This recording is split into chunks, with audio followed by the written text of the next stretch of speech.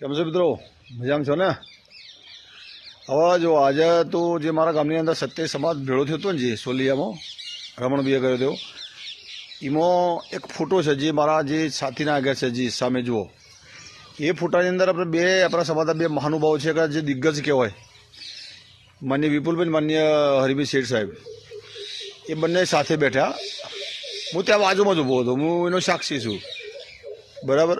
હવે જેવા બે બેઠા ને એટલે સૌથી વધારે તાલીઓ સ્ટેજ, જે આખો હોલ ખરો અમારો જે કોમ્યુનિટી હોલ, એમાં સૌથી વધારે તાલીઓ પડી હતી. કારણ કે તો બધા આપણા સમાજના હતા અને બધા એ બે જોઈને ખુશ થઈ જતા, એમ કે ખરેખર બહુ સારું થયું, એમ બધાને વધારી લીધા હતા.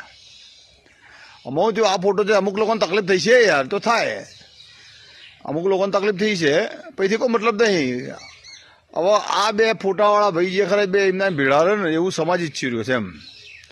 કાકા બંનેને વચ્ચે જે કંઈ ગોઠ પડી હોય, જે કંઈ ગોઠ થઈ હોય ને, ગોઠનો ઉકેલ આવે, કોઈ ગોઠતા છૂટતા વાર ના થાય. પણ તમારે બે મહાનુભાવનો સમજવાનો, સમાજ એમાં રાજી છે, આખો સમાજ રાજી છે. તમે જોજો આજે આજકાલે દરેકના મોબાઈલમાં આ ફોટો છે ને, આખા સમાજની અંદર આ ફોટા વિશે ચર્ચા છે. એમાં 99.99%, રિપીટ કરું છું, 99.99% લોકો ખુશ છે કે એક સાથે મજા આવવાની. એમાં 0.1% જે વધ્યું ને, એ જે વચુટિયા કહેવાય છે, શકુનીઓ કહેવાય, એ લોકોને જ નહીં ગમ્યું. વાતને સમજી લો તમે. કારણ કે એમના રાજકારણ રોટલા શીખવા, એટલે જે અમારા ગામડામાં એક કહેવત છે કે પેલું ઓધરો ચાકરો ફેણ કાઢે. નાગ દેવતા હોય ને સાપ, એ ફેણ કરે, પણ પેલું ઓધરું ચાકડું હોય ને, એ કોઈ દાડ ફેણ ના કાઢે, પણ ઓધરો ચાકડો ફેણ કાઢવા માંડ્યો.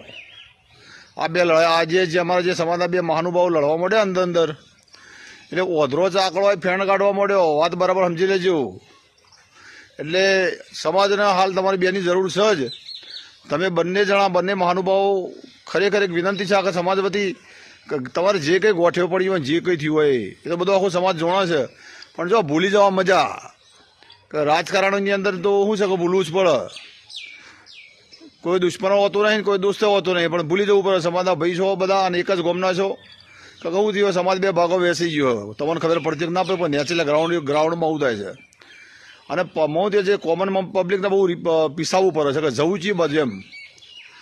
એટલે એક વિનંતી છે સમાજ વતી કે અધરો ચાકરો ફેણ ચડવા માંડે અને પૂંફાળવા માંડે, પેલા તમે બે એક થઈ જાઓ, તો સમાજ માટે બહુ સારું છે. અને મા અર્બુદાનો પ્રાર્થના કરીએ કે તમે બંને એક થાઓ અને સૌ સમાજનું ભલું થાય. જય હિન્દ, જય ભારત.